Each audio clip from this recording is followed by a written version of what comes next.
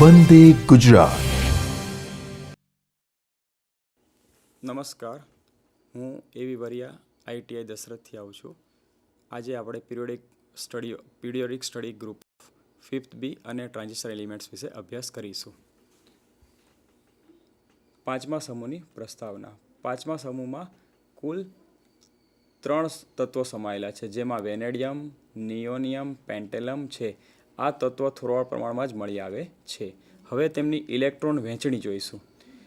વેનેડિયમની સંજ્ઞા V છે, તેનો પરમાણુ ક્રમાંક 23 છે, પરમાણુ ભાર 50.94 છે, તેની ઇલેક્ટ્રોન વહેંચણી 2, 8, 8, 5। આપણે ગયા લેક્ચરમાં ઇલેક્ટ્રોન વહેંચણી કઈ રીતે થાય છે તે જોઈ ગયા કે ઇલેક્ટ્રોન વહેંચણી માટેનું સૂત્ર છે 2n2, 2n2। ત્યાં n બરાબર આપણે કક્ષક મૂકવાની છે, એટલે આપણે n બરાબર 1 મૂકીએ એટલે 2 ગુણ્યા 1/2 બરાબર 2 થાય, એટલે પહેલી કક્ષામાં 2 ઇલેક્ટ્રોન આવે। 2 ગુણ્યા 2 મૂકીએ એટલે 2 નો વર્ગ 4 થાય, 4 ગુણ્યા 2 8 થાય। આ રીતે બીજી કક્ષામાં 8 ઇલેક્ટ્રોન આવે। આ રીતે ઇલેક્ટ્રોન વહેંચણી કરવામાં આવે છે। વેનેડિયમની ઓક્સિડેશન સ્થિતિ +5 છે। એવી રીતે નિયોનિયમ NB છે સૂત્ર એનું, પરમાણુ ક્રમાંક 41 છે, પરમાણુ ભાર 92.91 છે, તેની ઇલેક્ટ્રોન વહેંચણી 2, 8, 18, 8, 5 છે અને તેની ઓક્સિડેશન સ્થિતિ +5 છે। ટેન્ટનમ એનું સૂત્ર છે TA, પરમાણુ ક્રમાંક 73 છે, તેનો પરમાણુ ભાર 180.94 છે, તેની ઇલેક્ટ્રોન વહેંચણી 2, 8, 18, 3, 2, 8, 5 છે। આમ તેની પણ ઓક્સિડેશન સ્થિતિ +5 છે। આ પાંચમા બી ગ્રુપના સમૂહ છે, તેથી દરેકની ઓક્સિડેશન સ્થિતિ +5 છે। ભૌતિક ગુણધર્મો જોઈશું હવે। પરમાણુ ક્રમાંક 23, નિબેલિયમનો 41, ટેન્ટેનમનો 73। સામાન્ય ગુણધર્મો। સ્થાયી તત્વ આ સમૂહમાં સૌથી વધુ ઓક્સિડેશન સ્થિતિ +5 છે। વેનેડિયમ -1 થી +5 સુધીની ઓક્સિડેશન સ્થિતિ ધરાવે છે। વેનેડિયમમાં +2 થી +3 ઓક્સિજન સ્થિતિ ધરાવતા સંયોજન ઓક્સિડેશન કરતા કહેવાય છે, જ્યારે +4 અને +5 ઓક્સિડેશન સ્થિતિ ધરાવતા ઓક્સિડેશન કરતા કહેવાય છે, જ્યારે નિયોલિયમ અને ટેન્ટેલમ સંયોજનો સ્થાયી છે। આયનીકરણ જેમ જેમ સંયોજનની ઓક્સિડેશન સ્થિતિ વધતી જાય છે તેમ તેમ આયનિક લક્ષણ વધતા જાય છે। સંયોજનનો રંગ મોટે ભાગે સંયોજનો કેવા છે? રંગવિહીન છે।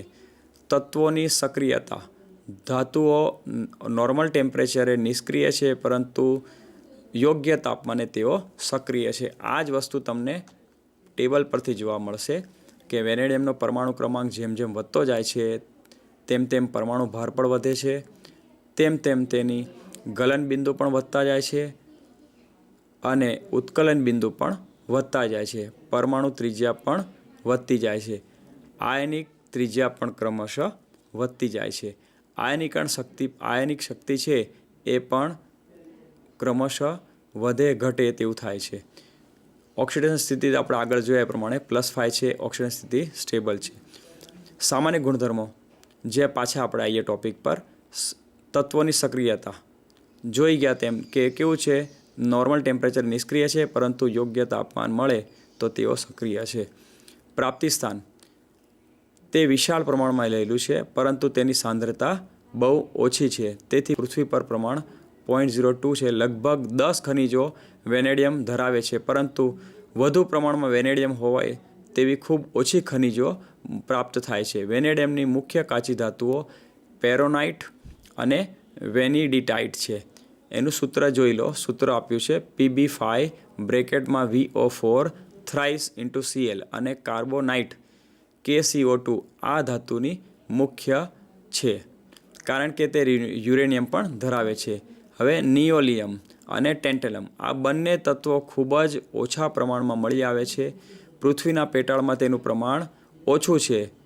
લોખંડ અને મેંગેનીઝના નિયોલેટ અને ટેન્ટેલેટ મુખ્ય ખનિજો છે, પરંતુ કોલાનાઇટમાં તેનું પ્રમાણ વધુ હોય છે। ઉપયોગો વેનેડિયમનો ઉપયોગ સ્ટીલ ઉદ્યોગમાં ફેરોવેનેડિયમ ધાતુ બનાવવામાં થાય છે, જે સ્પેશિયલ સ્ટીલ બનાવવામાં થાય છે। વેનેડિયમનો ઉપયોગ હાઈ સ્પીડ ટૂલ્સ બનાવવામાં પણ થાય છે। વેનેડિયમ મુખ્યત્વે શાહી, ડ્રોઈંગ, એક્સિલેટર, પેઇન્ટ અને વાર્નિશમાં ડ્રાઇંગ એજન્ટ તરીકે તથા જંતુનાશકોમાં, ફોટોગ્રાફીમાં, કેમિકલ્સની દવાઓમાં તથા કાચની બનાવટમાં પણ ઉપયોગ થાય છે. V2O5નો મુખ્ય ઉદ્દીપક તરીકે થાય છે, જેમ કે H2SO4ની કોન્ટેક્ટ પદ્ધતિની બનાવટમાં થાય છે. નિયોલિયમ અને ટેન્ટેલમ બંને ધાતુઓ પાણીના વિરોધી છે. એમાં ટેન્ટેલમનો નિયોલમ કરતાં વધુ વિરોધી છે. તે કેમિકલ રિસર્ચમાં, પ્લાન્ટની રચનાની બનાવટમાં, સર્જિકલ સાધનોમાં બનાવટમાં પણ તેનો ઉપયોગ થાય છે. હવે આપણે periodic study of transition group વિશે ચર્ચા કરીશું, જે તમને ટેબલ પર બતાવી દઉં કે ટ્રાન્ઝિશન ગ્રુપ છે એ કોને કહેવાય. આમાં સક્રાંતિ તત્વ લખેલું છે, સમૂહ ક્રમાંક અને નીચે આંતરસક્રાંતિકો, એ બધા ટ્રાન્ઝિશન ગ્રુપમાં આવે છે. સક્રાંતિ તત્વો, ડી વિભાગના તત્વો, જે તત્વોની ભૂમિ અવસ્થામાં કે કોઈ પણ એક ઓક્સિડેશન સ્થિતિ અવસ્થામાં ડી કક્ષક ઇલેક્ટ્રોનથી અપૂર્ણ ભરાયેલી હોય તેમને સક્રાંતિ તત્વો કહે છે. ફરી, જે તત્વોની ભૂમિ અવસ્થામાં કે કોઈ પણ એક ઓક્સિડેશન અવસ્થામાં ડી કક્ષક ઇલેક્ટ્રોનથી અપૂર્ણ ભરાયેલી હોય તેમને સક્રાંતિ તત્વો કહે છે. જે તત્વોની ભૂમિ અવસ્થા કે કોઈ પણ ઓક્સિડેશન સ્થિતિમાં 3D કક્ષક ઇલેક્ટ્રોનથી અપૂર્ણ ભરાયેલી હોય તેને પ્રથમ સક્રાંતિના તત્વો. જો 4D કક્ષક ઇલેક્ટ્રોનથી અપૂર્ણ ભરાયેલી હોય તો તેમને દ્વિતીય સક્રાંતિ કક્ષકો શ્રેણીના તત્વો, અને 5D કક્ષક ઇલેક્ટ્રોનથી અપૂર્ણ ભરાયેલી હોય તો તેમને તૃતીય સક્રાંતિ શ્રેણીના તત્વો કહે છે. સક્રાંતિ તત્વોની ઇલેક્ટ્રોનીય રચના અને ઓક્સિડેશન અવસ્થા. પ્રથમ સક્રાંતિ શ્રેણીના તત્વોમાંથી આયન બને છે ત્યારે અંતમાં દાખલ થયેલા 3D કક્ષકમાંના ઇલેક્ટ્રોન પહેલાં દૂર થતા નથી, પરંતુ 4A કક્ષકમાંના બંને ઇલેક્ટ્રોન પહેલાં દૂર થાય છે અને ત્યારબાદ જ 3D કક્ષકના ઇલેક્ટ્રોન દૂર થાય છે. કેમ? કારણ કે બહારની કક્ષામાં રહેલા ઇલેક્ટ્રોનનું કેન્દ્ર પરત્વે આકર્ષણ બળ અંદરની કક્ષામાં રહેલા ઇલેક્ટ્રોનની સાપેક્ષે ઓછું હોય છે. આપણે આગળ જોઈ ગયા જેમ JKLM કક્ષક છે, જેવી રીતે પહેલી અંદરની, બીજી બહારની, ત્રીજી, એટલે જેમ જેમ બહારની કક્ષા જાય એમ ઇલેક્ટ્રોનનું આકર્ષણ બળ કેવું થાય? ઓછું થાય. તેથી 3D કક્ષક કરતાં 3D કક્ષકમાંના ઇલેક્ટ્રોન દૂર થાય, કારણ કે બહારની કક્ષામાં ઇલેક્ટ્રોનનું કેન્દ્ર પરત્વે આકર્ષણ બળ અંદરની કક્ષામાં રહેલા ઇલેક્ટ્રોનની સાપેક્ષે ઓછું હોય છે. અત્રે નોંધવું જરૂરી છે કે જે કક્ષકના મુખ્ય ક્વોન્ટમ આંકનું મૂલ્ય વધારે હોય તે બહારની કક્ષા ગણાય છે. આમ 3D કક્ષક n=3 અને 4s કક્ષક n=4 પૈકી 4s કક્ષક બાહ્યતમ કક્ષક થશે. તેથી ત્યારબાદ બાહ્ય કક્ષા થશે. તેથી 4D કક્ષકમાં ઇલેક્ટ્રોન પહેલાં દૂર થાય છે.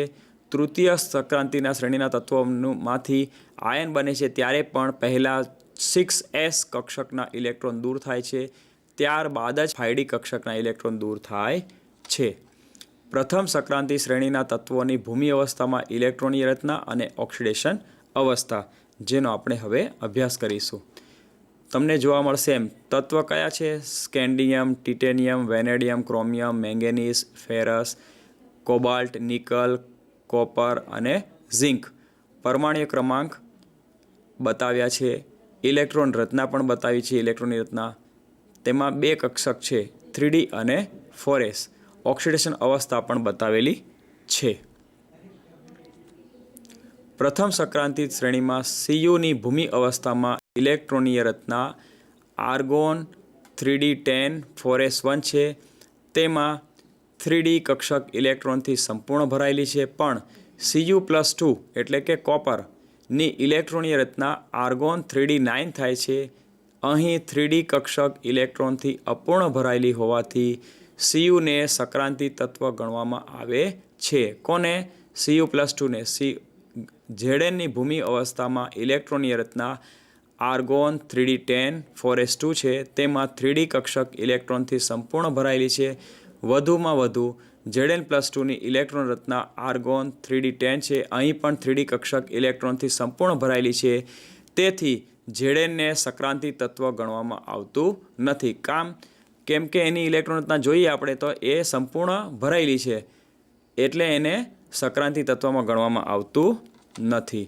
દ્વિતીય સંક્રાંતિ શ્રેણીના તત્વોની ભૂમિ અવસ્થામાં ઇલેક્ટ્રોનની રચના અને ઓક્સિડેશન અવસ્થા. દ્વિતીય સંક્રાંતિ શ્રેણીના તત્વોની વાત કરીએ છીએ હવે.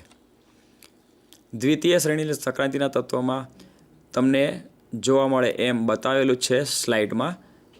ઝિર્કોનિયમ, નિબેનિયમ, મોલિબ્લેડનમ, બરાબર, આ રીતે બધા તત્વો છે એની ઓક્સિડેશન અવસ્થા પણ દર્શાવેલી છે. તૃતીય સંક્રાંતિ શ્રેણીના તત્વોની ભૂમિ અવસ્થામાં ઇલેક્ટ્રોનની રચના અને ઓક્સિડેશન અવસ્થા. તેમાં પણ એ પ્રમાણે ટેબલમાં દર્શાવેલું છે. તત્વ છે બધા અને પરમાણુય ક્રમાંક છે, ઇલેક્ટ્રોનની રચના છે અને ઓક્સિડેશન અવસ્થા છે. સંક્રાંતિ તત્વોના પ્રાપ્તિ સ્થાન. ચોક્કસ સંક્રાંતિ ધાતુને તેની ચોક્કસ ખનિજમાંથી મેળવવામાં આવે છે. ખનિજમાંથી શુદ્ધ ધાતુ મેળવવા માટે ચોક્કસ પદ્ધતિ ઉપયોગમાં લેવામાં આવે છે, જે તમે સેમિસ્ટર 3માં જોઈ ગયા છો. સેમિસ્ટર 3 દરમિયાન તમને કોપર, ફેરસ અને ઝીંકનું ખનિજમાંથી નિષ્કર્ષણ કરવાની પદ્ધતિનો અભ્યાસ પણ તમે કર્યો છે. સંક્રાંતિ તત્વોની સામાન્ય લાક્ષણિકતાઓ. બધા જ સંક્રાંતિ તત્વો ધાતુ તત્વો છે. ફરી અગેન, બધા જ સંક્રાંતિ તત્વો ધાતુ તત્વો છે. આ તત્વો સખત અને મજબૂત હોય છે. તેમના ગલનબિંદુ ઊંચા હોય છે. આ તત્વો એકબીજા સાથે મિશ્ર ધાતુ બનાવે છે. મોટાભાગના તત્વો એસિડમાં ઓગળે છે, પરંતુ કેટલાક ઉમદા તત્વો ઉપર એસિડની અસર પણ થતી નથી. આ તત્વો વિવિધ સંયોજકતા ધરાવે છે. તેઓ તણાવપણા અને ટીપાવપણાનો ગુણધર્મ પણ ધરાવે છે. તેઓ વિદ્યુત અને ઉષ્માના સુવાહક છે. તેમના કેટલાક આયનો અનુચુંબકીય ગુણધર્મ ધરાવે છે. પ્રથમ સંક્રાંતિ તત્વોને પરમાણુ ત્રિજ્યા. તમે જોશો તેમ પરમાણુ ત્રિજ્યા જોવાય છે, તમને ટેબલમાં દર્શાવી છે. પ્રથમ સંક્રાંતિ તત્વોની પરમાણુ ત્રિજ્યા, પ્રથમ સંક્રાંતિ તત્વોની આયનીય ત્રિજ્યા એ પણ તમને ટેબલ પર દર્શાવી છે. પ્રથમ સંક્રાંતિ તત્વોની શ્રેણીના તત્વોની પ્રથમ, દ્વિતીય અને તૃતીય આયનીકરણ એન્થાલ્પી. એન્થાલ્પીનો એકમ ખબર છે ને આપણને, કિલો જૂલ પ્રતિ મોલ, જે તમને દર્શાવેલી છે ટેબલમાં. જોઈ તમે પ્રથમ સંક્રાંતિ શ્રેણીના તત્વોની પ્રથમ, દ્વિતીય અને તૃતીય આયનીકરણ એન્થાલ્પી. પ્રથમ સંક્રાંતિ શ્રેણીના કેટલાક હાઇડ્રેટેડ ધાતુ આયનોના રંગ, જેવું કે Cu આપણે જોયું, copper, Cu+2, chromium, cobalt, vanadium કેવો છે, રંગ કેવો ધરાવે છે, ભૂરો. નિકલ, ફેરસ અને ફરી V3+ લીલો રંગ ધરાવે છે, જે તમને કોબાલ્ટ અને મેંગેનીઝ ગુલાબી રંગ ધરાવે છે. Fe+3 પીળો રંગ ધરાવે છે. ટિટેનિયમ જાંબુડિયો અને પર્પલ રંગ ધરાવે છે. ઝિંક, સ્કેન્ડિયમ, ટિટેનિયમ Cu+ રંગવિહીન છે. ઉદ્દીપકીય ગુણધર્મ. હવે આપણે અભ્યાસ કરીશું સંક્રાંતિ તત્વમાં ઉદ્દીપકીય ગુણધર્મ. સંક્રાંતિ ધાતુઓ તેમના કેટલાક સંયોજનો રાસાયણિક પ્રક્રિયાનો વેગ વધારે છે. આપણે આગળ આવી ગયો તેમ, આથી તેને ઉદ્દીપક તરીકે ઉપયોગી છે. ઉદ્દીપક એટલે જે રાસાયણિક પ્રક્રિયામાં ભાગ લે, પરંતુ તેનો રાસાયણિક પ્રક્રિયાનો વેગ વધારે, પરંતુ રાસાયણિક પ્રક્રિયામાં ભાગ લે નહીં. ઉદ્દીપક તરીકે વપરાતા પદાર્થો ઘન સ્થિતિમાં હોય છે. તેમના કણોની ધારના છેડા અથવા સપાટી ઉપર અવ્યવસ્થિત અને ઉપસેલા શિખર બિંદુઓ ઉદ્દીપન કાર્ય માટે જવાબદાર કેન્દ્રો છે. ઘન પદાર્થના દ્રવ્યમાં ઊંડાણે આવેલા અણુ પરમાણુ ચારે તરફ તેમના જેવા જ બીજા પરમાણુઓથી ઘેરાયેલા હોય છે. તેથી તેમના અયુગ્મિત ઇલેક્ટ્રોનનું ચુંબકીય ક્ષેત્ર પરસ્પર અસરથી નષ્ટ થાય છે, જ્યારે ધારના છેડા તેમના શિખર બિંદુઓ પરના પરમાણુનું ચુંબકીય ક્ષેત્ર અસરકારક રહે છે, જે ઉદ્દીપન માટે સક્રિય કેન્દ્રો છે. આ સ્થાનોએ ચુંબકીય ક્ષેત્રના પ્રભાવથી પ્રક્રિયકના અણુઓ આકર્ષાય છે. તેથી પ્રક્રિયા માટે જરૂરી સક્રિયકરણ ઉર્જા ઘટે છે. સક્રિયકરણ ઉર્જા ઘટી, પરિણામે પ્રક્રિયા વેગ વધે છે. આમ સંક્રાંતિ તત્વો તેમજ કેટલાક સંયોજનો ઉદ્દીપક તરીકે વપરાય છે, જેમ કે વનસ્પતિ તેલના હાઇડ્રોજનેશનમાં નિકલ, એમોનિયાના ઔદ્યોગિક ઉત્પાદનની હેબર વિધિ, FeH2SO4ના ઉત્પાદનની સંપર્ક વિધિમાં SO2 માંથી SO3 મેળવવા, વેનોડિયમ પેન્ટોક્સાઇડ જેનું સૂત્ર V2O5 છે, ઉદ્દીપક તરીકે વપરાય છે. આનો વિગતે અભ્યાસ તમે ઉદ્દીપનના મુદ્દામાં કર્યો છે. આજે આપણે આમ પીરિયોડિક સ્ટડી ઓફ ફિફ્થ બી અને ટ્રાન્ઝિશનનો અભ્યાસ કર્યો, જે તમને વિગતવાર સમજ પડી ગઈ એવી આશા રાખું છું. નમસ્કાર.